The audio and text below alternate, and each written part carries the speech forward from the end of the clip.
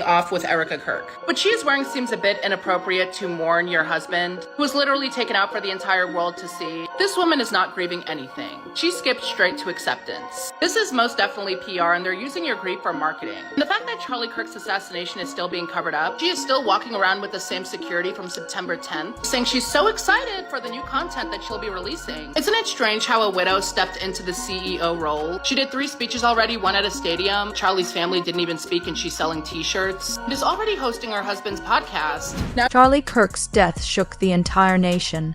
The same people who had once threatened him financially and attacked his reputation were now trying to memorialize him after his assassination. The story became even more tangled when Candace Owens claimed she had seen Charlie's private journals. According to her, what he had written about his wife was deeply thought, provoking and disturbing. Candace didn't sound as if she was exaggerating anything. In fact, her calm and deliberate tone suggested that she had held this information inside for quite some time before deciding to bring it to light. According to Candace, the diary entries revealed something startling. Charlie no longer felt safe in his own home. He seemed to believe that someone was watching him, and the most shocking part was that he suspected someone very close to him, his own wife. What caught the public's attention wasn't just what she said, but how she said it. Candace's voice wasn't angry or theatrical. It carried a soft unease, as if she knew she was touching something too delicate to expose. This wasn't a rumor inflated by online speculation, but rather, as she described it, a direct account from a real source. And if she was right, these words had been written only days before the tragic event that led to Charlie's death. For those who knew Charlie personally, this revelation felt impossible to believe. His marriage had always been portrayed as one of commitment, partnership, and faith. To learn that he may have harbored deep doubts about the woman closest to him was enough to shatter that image completely. The confident, controlled man the world saw was replaced by a different version, one that was lonely, anxious, and silently burdened by things he couldn't speak of. Candace ended her live stream with a quiet yet chilling statement. If people knew what he really wrote, they would never see things the same way again. It wasn't an accusation, it was a warning, a suggestion that the truth everyone thought they knew was only the tip of something much larger and more dangerous. And then the situation took another shocking turn. Candace didn't just say she had seen the diary. She actually read parts of it aloud. In those pages, Charlie had written about how he felt the people around him were changing, that there were important conversations happening without him. Candace never mentioned his wife by name, but everyone watching understood who she meant. One line in particular sent chills down everyone's spine. "I still love her, but I don't know if she'll be there for me." Those words carried the weight of a man torn between loyalty and fear. Someone trying desperately to hold on to faith while doubting everything around him. Candace explained that these weren't the words of anger, but of quiet confusion, the unease of someone who sensed his life was beginning to fall apart. Some people believed the entries were written just days before his death, while others thought they might have been the beginning of a letter he never sent. Either way, the timing made everything more haunting. The idea that Charlie had written about betrayal so close to his death turned a personal tragedy into something far more mysterious, almost like the opening chapter of a larger conspiracy. Around the same time, Joe Rogan, during one of his podcast episodes, opened a wave of suspicion without even realizing it. He didn't make direct accusations, but his calm, questioning tone made people listen. Rogan pointed out that the official account of Charlie's death didn't quite make sense. There were inconsistencies, a strange man present at the scene, odd technical details that didn't match the reports, and an investigation wrapped up so quickly that it felt unnatural. His words were simple but powerful. "Something's not right." Rogan went on to admit that on the very day of the incident, he had a strange gut feeling. He said he had almost texted a friend about it because something about the entire event just didn't sit right with him. When he saw the first images of the 22-year-old suspect, he said something about the photo, the look, the setting, even how it was framed seemed too deliberate, too staged. It felt more like a carefully written story than a random act of violence. He mentioned that the object the suspect was holding in those first few images looked modern, not at all like the weapon described in the official report. Rogan didn't dive into technicalities, but he said the difference was big enough to make him stop and think, why hasn't anyone explained this? Then he said something half-jokingly that made the studio laugh for a moment. This whole thing sounds like a movie script that got rewritten halfway through. But soon the laughter faded, and the studio fell silent as the weight of his words sank in. Rogan explained that the more he looked into the data and reports, the more he felt like someone was trying to reset the entire picture. He didn't name names or suggest motives, but he pointed out how everything seemed too neat, too fast, and too perfectly organized. It was as if someone wanted the story to be wrapped up before anyone could ask too many questions. When Candace Owens later revealed Charlie's diary entries, they seemed to fit perfectly into the gaps Rogan had pointed out. Her revelations didn't contradict what Rogan had implied, they completed it. It was as if the missing piece of the puzzle had finally been placed, suggesting that Charlie might have realized something before anyone else did. From that moment, people began to look at the entire story differently. The official version no longer felt complete. Candace's calm confession, Joe Rogan's quiet skepticism, and the haunting words from Charlie's journal combined into something far more troubling. It was no longer just the story of a man's death. It was the unfolding of a mystery filled with doubt, secrecy, and unanswered questions. That was the point where the narrative shifted from sorrow to suspicion, from a tragedy to an enigma. Charlie Kirk was no longer just a public figure who met a tragic end. He became a symbol of something hidden, something that made people wonder, what if he had uncovered something much larger, something that someone didn't want the world to know? As the story unfolded further, the mystery surrounding Charlie Kirk's death grew even darker. Joe Rogan had mentioned during his podcast that one of the strangest details in the case was the presence of an older man at the scene, a man who, according to Rogan, had also been spotted at several major incidents in the past, from the tragedy in 2001 to the Boston bombings. The very idea sent a shiver through his audience. Rogan himself seemed almost hesitant to believe what he was saying, yet the evidence was difficult to dismiss.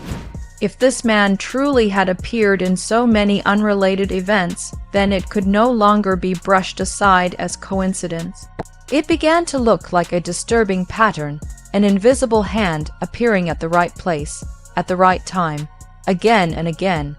Many of Rogan's followers began digging for information about this mysterious figure. According to eyewitnesses, right after the attack on Charlie, the man created chaos at the scene by shouting incoherently and drawing everyone's attention toward himself. In those few seconds, people turned to look at him, diverting their eyes away from what was happening nearby. Whether by accident or design, his outburst distracted the crowd at a crucial moment. Strangely, only a few days later, this same man was reportedly arrested, but on charges completely unrelated to the incident. That only deepened public confusion. Some witnesses said he had yelled nonsense phrases, as if to confuse or delay people's reactions. This wasn't the first time his behavior had raised suspicion. Reports suggested he had been seen at multiple major events in the past 2 decades, from the attacks in 2001 to the Boston Marathon bombing, often appearing briefly, then vanishing without a trace. Rogan emphasized that in each case, his role seemed unclear, yet he always managed to appear at the center of chaos. In some instances, he was accused of fabricating diversions or staging small disruptions that mirrored larger crises. The pattern was unsettling, almost scripted. And what made people truly uneasy was what happened next. Not long after his name started circulating online, the man was reportedly arrested again, this time for serious criminal activity. After that, he disappeared completely. There were no interviews, no press conferences, and no official records explaining his whereabouts. It was as if he had been erased. No one knew where he was being held, whether he had been released, or if he even existed anymore.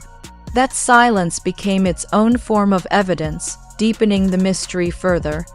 Candace Owens later revealed that Charlie had written about someone very similar in his diary, a decoy. As he described him, a man whose job was to mislead others, to manipulate situations just enough to alter how events were perceived.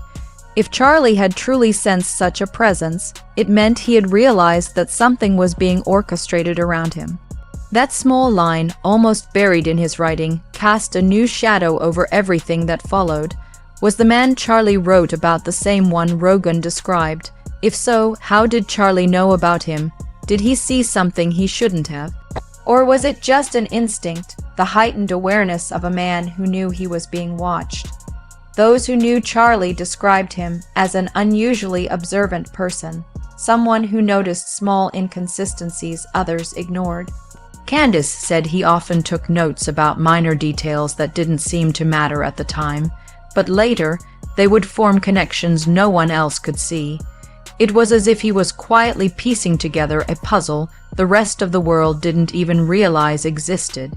Perhaps those journals were his way of documenting that pattern, a silent testimony to a string of events that no longer seemed coincidental, but deliberate. Looking back now, the appearance of that mysterious man no longer felt like a background detail. It became a key element, a piece that tied the entire affair together, transforming it from a personal tragedy into a wider story about power, control, and manipulation. People began connecting dots. Rogan's suspicions, Candace's revelations, Charlie's diary entries, and the inconsistencies in official reports.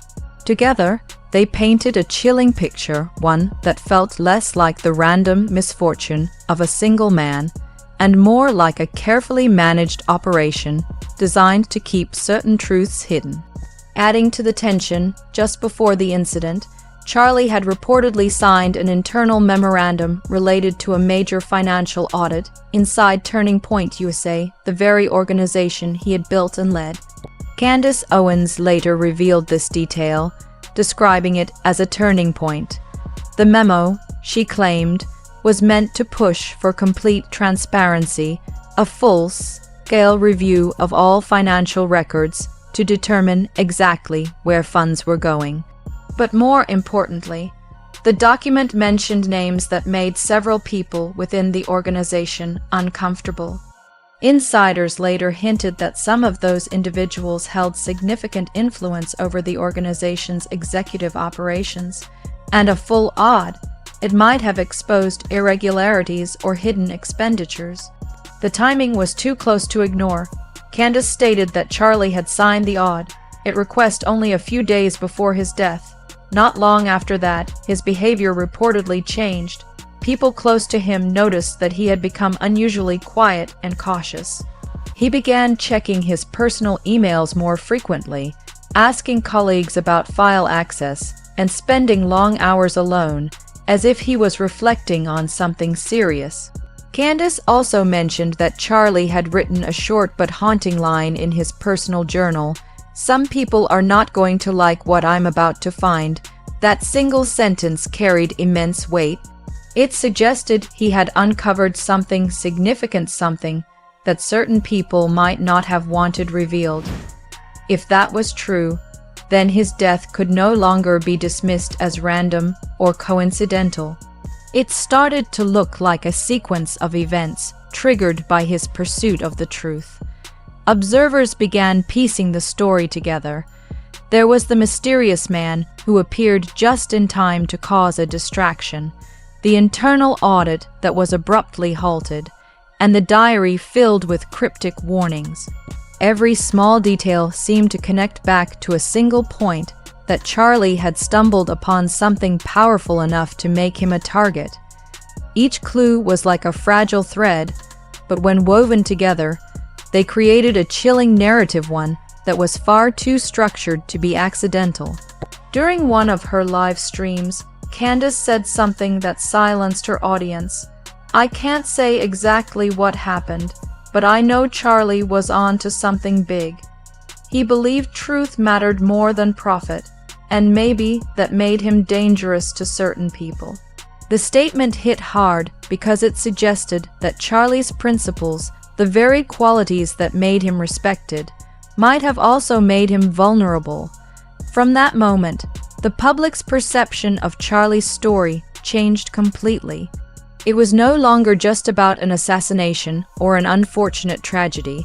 It had become a complex web of secrecy, power, betrayal, and moral conflict.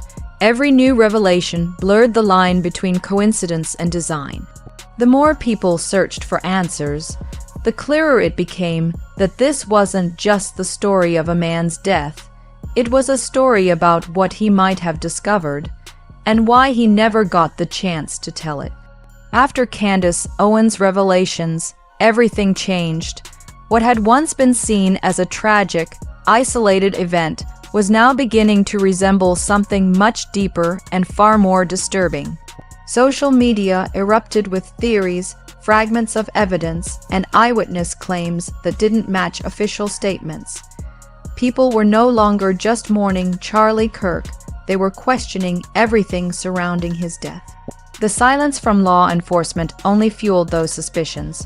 For many, it began to feel as if the truth was being carefully buried under layers of confusion, distraction, and manipulation. In the weeks that followed, new pieces of information began to surface, details that made the entire situation even harder to ignore. A few anonymous employees from within Turning Point, USA reached out to journalists, claiming that some of the organization's internal records had been deleted shortly after Charlie's passing. According to one insider, a set of financial documents related to the audit Charlie had ordered were removed from the shared system just hours after the news of his death broke. When asked who had authorized the deletions, there was no clear answer. The only certainty was that those files were gone forever. Candace Owens later hinted that she had seen parts of those missing documents before they were erased. She didn't share them publicly, but her tone made it clear that what they contained wasn't small or irrelevant. During one of her broadcasts, she said softly, "Charlie wasn't paranoid, he was prepared." That line stayed with people. It suggested that Charlie had understood the risk he was taking, and that he had already begun to take steps to protect himself, though clearly, those precautions hadn't been enough. At the same time, Joe Rogan continued to raise questions about the inconsistencies in the official narrative. He brought on several guest analysts, former security officers, and independent journalists, all of whom pointed out strange anomalies. One expert noted that the timeline released by authorities didn't line up with the timestamps from nearby surveillance cameras. Another pointed out that the suspect's background seemed oddly clean, as if large portions of his history had been wiped. Rogan didn't claim to know what really happened, but his quiet insistence on asking uncomfortable questions kept the conversation alive. In one episode, Rogan reflected on something that had been haunting him since the day of the incident. The way the story broke, he said, it felt rehearsed, like someone was waiting for the news to drop. That observation hit a nerve. Several of his viewers began analyzing the first news reports, and they noticed something strange. Multiple outlets had published nearly identical headlines within seconds of one another, using the same phrasing, the same quotes, and even the same spelling errors. It was almost as if the entire narrative had been pre-written. This realization deepened the sense of unease. It wasn't just about what happened to Charlie, it was about how the story was being told, or rather, controlled. For the people who had followed his career, the transformation was heartbreaking. The same networks that once celebrated his speeches and praised his accomplishments were now portraying him as controversial, flawed, or unstable. It seemed like a deliberate attempt to reshape his image, to rewrite how people remembered him. Candace Owens addressed this shift directly in one of her final statements on the matter. She said, "They want to turn him into a story instead of a man.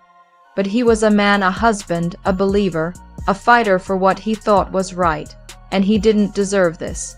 Her words resonated deeply because they reminded people that beneath all the theories and conspiracies, a real person had been lost, someone who had loved, worked, and dreamed. But still, questions persisted. Why had the investigation been closed so quickly? Why were witnesses describing details that didn't appear in any reports? And why had no one heard from Charlie's wife since the incident? That silence became its own story. Online communities began speculating about her involvement, though Candace urged people not to jump to conclusions. "Silence doesn't always mean guilt," she said. "Sometimes silence is fear." But even her words couldn't stop the growing wave of suspicion. As more time passed, the lines between truth and speculation grew blurry. Some people began treating Charlie's death as a symbol, a warning about how truth tellers are silenced when they get too close to uncomfortable realities. Others dismissed it all as internet hysteria. Yet, the more people tried to move on, the more new fragments of information kept emerging, fragments that refused to let the story fade. One of the most striking details came from a former employee who claimed that Charlie had been preparing to go public with a massive announcement. According to this source, he had planned to release a detailed video statement exposing a network of corruption linked to campaign donations, hidden funding, and manipulation of political narratives. The video was supposedly recorded a few days before his death, but no one had ever seen it. When investigators searched his devices, they claimed nothing was found, not even drafts or deleted files. To many, that seemed impossible. Charlie was meticulous. He backed up everything. So where did the recording go? Speculation grew that the missing video had been taken, destroyed, or perhaps hidden somewhere waiting to resurface. Candace refused to confirm or deny whether she had seen it, but during one of her talks, she said something cryptic. "He left more behind than people realize." That statement reignited hope that maybe somewhere a part of Charlie's message had survived. Meanwhile, the public began to notice how quickly interest in the case was being redirected. News outlets stopped covering it, and social media platforms began quietly limiting its reach. Posts discussing the inconsistencies started disappearing or being flagged for misinformation. The very act of questioning became suspicious. To Charlie's supporters, this was proof that something larger was being suppressed. To his critics, it was evidence of a collective obsession. But regardless of perspective, one truth remained: the story refused to die. In the months that followed, the people closest to Charlie began speaking less, choosing privacy over publicity. Candace Owens eventually said she would no longer comment on the case. Joe Rogan moved on to new topics, but every so often, he would reference Charlie's name in passing, a subtle reminder that some stories never truly end. For those who had followed the journey from the beginning, the silence that followed felt heavier than words. What remained was not just a mystery about how Charlie Kirk died, but a haunting question about why. Was it coincidence, conspiracy, or something in between, a web of human ambition, fear, and power that consumed one man who tried to untangle it? Whatever the answer, one thing was certain: his story had changed people. It had made them look closer, think harder, and question what they were told to believe. And perhaps that, more than anything else, was Charlie's final act of defiance, forcing the world to keep asking questions long after he was gone.